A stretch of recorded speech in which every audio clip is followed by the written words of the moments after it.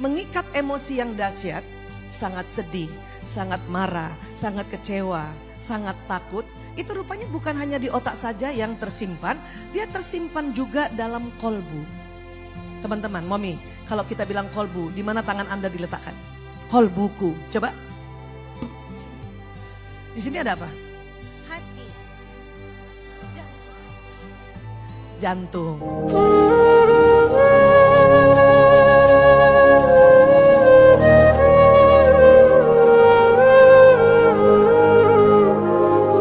Saya mau nanya nih. Boleh kenalan sayang? Oh iya, saya Miska. Miska? Iya. Iya, Mommy Miska. Mommy Miska. Iya. Maaf, ini agak silau sayang jadi.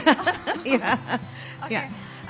Saya bersyukur banget punya suami dan keluarga yang suportif dan sayang banget sama saya. Alhamdulillah. Tapi tuh saya juga nggak tahu kenapa setiap lihat anak saya tuh saya ngerasa takut gitu.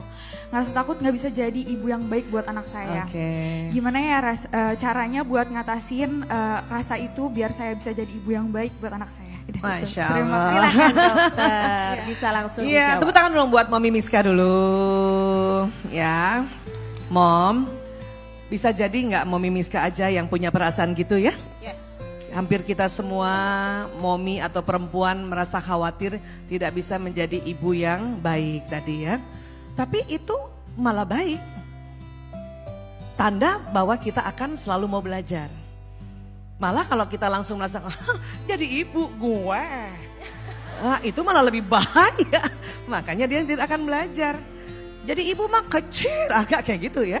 Maka pada saat kita ada perasaan bahwa kita khawatir menjadi ibu yang tidak bijaksana, itulah justru tanda awal bahwa akan menjadi ibu yang bijaksana. Ya. Tapi Mommy, tolong tidak juga harus mengatakan pada diri sendiri bahwa aku harus jadi bunda yang bijaksana. Nggak usah harus Mommy, nggak apa-apa kok. Kadang kita sedih, boleh kok. Kadang kita capek, boleh banget. Memang tubuh kita bisa capek.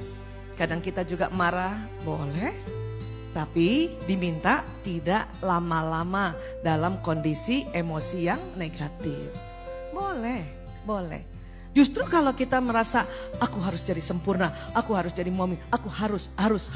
Itu yang membuat kita tertekan. Akhirnya malah tidak bisa melakukan seperti itu. Ya. Saya pernah di satu masa selalu mencoba menjadi ibu yang bijaksana, selalu mau jadi sempurna, bahkan tidak nangis depan anak, tidak marah. Apa kata anak perempuan saya? Ya, namanya Ragil, apa dia bilang? Bu, kayaknya aku nanti besar nggak bisa deh jadi ibu kayak ibu. Kaget saya. Kenapa nak? Karena ibu kayaknya sempurna banget, aku kayaknya nggak bisa deh. Mending aku nggak usah kawin deh bu. Bahaya kan? Maka setelah itu saya langsung astagfirullahaladzim. Ya, nggak apa-apa juga anak lihat terkadang ibunya sedih. Yang penting dia tahu kalau ibu sedih apa yang ibu lakukan. Ragil, ibu lagi sedih ya. Terus bu, sebentar, ibu tarik nafas dulu. Karena untuk mengatasi marah, kesel, sedih itu lebih seringnya tarik nafas panjang. Dan juga rubah situasi kita. Yang lagi berdiri, duduk. Jadi Ragil lihat, oh ibuku lagi sedih, lagi marah. Terus dia mengatasinya dengan tarik nafas panjang. Terus pernah Ragil tanya, anak saya bungsu namanya Ragil. Berapa kali bu tarik nafasnya? Tergantung nak. Kalau marah sama anak-anak, ibu 3 kali tarik nafas. Tapi kalau marah sama bapakmu, 9 kali. Karena lebih repot marah sama suami, ya.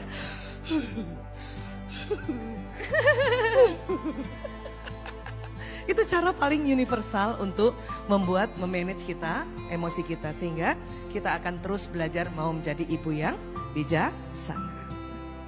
Atau ya Mbak Rita, kita sudah belajar juga, tetapi kok susah banget gitu ya.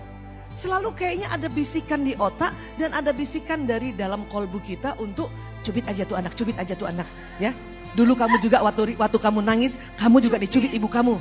Nah itulah memori wounded inner child. Dan memori peristiwa yang mengikat emosi yang dahsyat, sangat sedih, sangat marah, sangat kecewa, sangat takut, itu rupanya bukan hanya di otak saja yang tersimpan, dia tersimpan juga dalam kolbu. Teman-teman, Mami, kalau kita bilang kolbu, di mana tangan Anda diletakkan? Kolbuku. Coba. Di sini ada apa? Hati. Jantung. Walaupun zaman dulu kolbu diartikan oleh nenek moyang kita karena vocabulary jantung belum didapat, hati. Tapi kalau hati yang lever itu di sini. Pernah deg-degan di sini? Ya Allah, aku deg-degan. Pasti di sini bukan? Iya, Ya, betul. ini jantung. Jadi Mbak Dita ya, jantung itu saya kasih lihat dulu ya, supaya teman-teman tahu di mana inner child itu juga tersimpan. Dia tersimpan juga di dalam jantung, oke? Jantung kita tuh kayak gini, ukurannya sekepalan tangan masing-masing, oke ya? Nah ini walaupun dikasih kode pertanyaan selanjutnya nanti dulu ya, karena ini inner child penting, ya.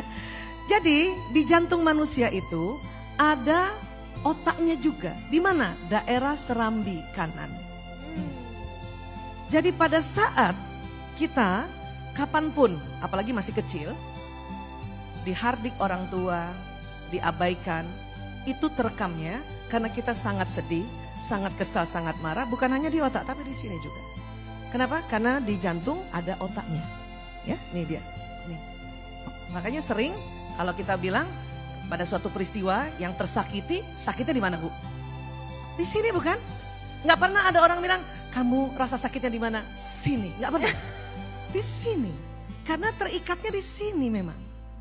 Inner child, wounded inner child itu ada di sini. Juga di sini. Tapi di sini lebih dalam di sini. Makanya selalu kita pegangnya sini kita tuh. Ya. Nah, untuk itu, maka cara untuk kita bisa kembali lagi belajar menjadi ibu yang bijaksana, memori wounded inner child yang ada di otak dan di kolbu itu harus dilepas kabelnya. Ya, karena ini kan bentuknya kabel ya.